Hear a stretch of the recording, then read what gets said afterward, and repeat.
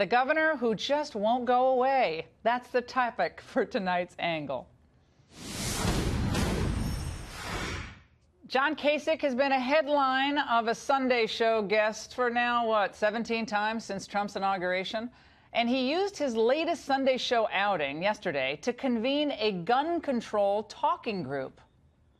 What I want to do is I want to get a group of reasonable people, pro-gun people, and those who favor limits on gun ownership, and I want to put them in a room and see if we can find some common ground.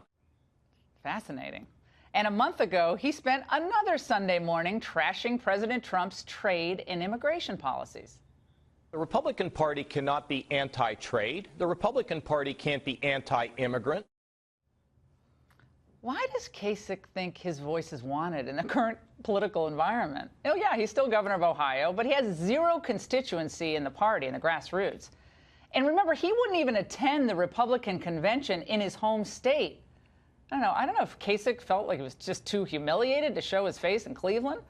And don't you hate a sore loser? Even Detroit Mayor Coleman Young welcomed the GOP to the city of Detroit in 1980, and he was a Democrat. And though Kasich is a total washout nationally, let's face it, it's uncharitable to say, but he is, he's considering running in 2020 on something called a unity ticket with Democrat Governor John Hickenlooper of Colorado. That'll work. In his commentary, you can hear Kasich's simmering disdain for the party that so roundly rejected him. And his contempt for President Trump is now legendary. Perhaps, I was thinking back on this, I think it's one debate moment, perhaps from October of 2015, that really stuck in his craw. Let's watch.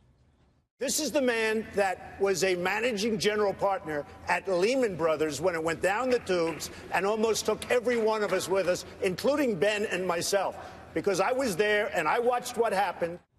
That stung. And though he's long denied his personal bitterness had anything to do with this grudge against Trump, I don't just believe it at this point. John Kasich can go on all the Sunday shows he likes, and reporters will continue to celebrate him as the uber coolest never-Trumper of them all. But after all the bluster and the photo shoots and the camera time and the green room time, John Kasich is where he was at the end of the primary season. He's a man with enormous ambition and just minimal support, just a little bit. We may not know where Kasich is headed, but boy, do we know where he came from. Do you remember what his father did?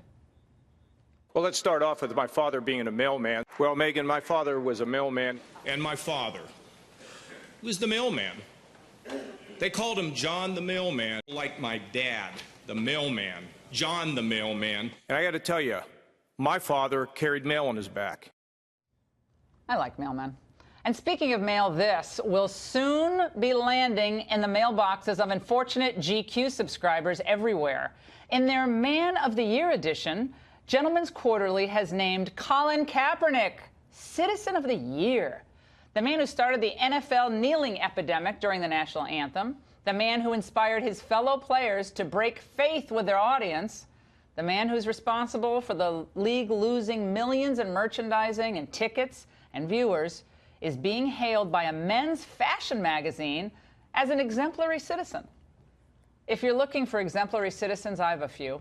How about Stephen Williford, the Texas man who confronted and pursued that church shooter in Sutherland Springs? Or how about Houston Texans star J.J. Watt? He raised $37 million for Hurricane Harvey victims.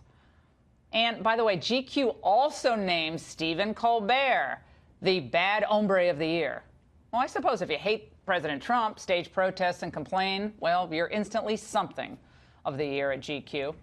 The good news is Kaepernick and Colbert made our year-end cut as well. Not sure if they're going to be celebrating this honor, though. And that's the angle.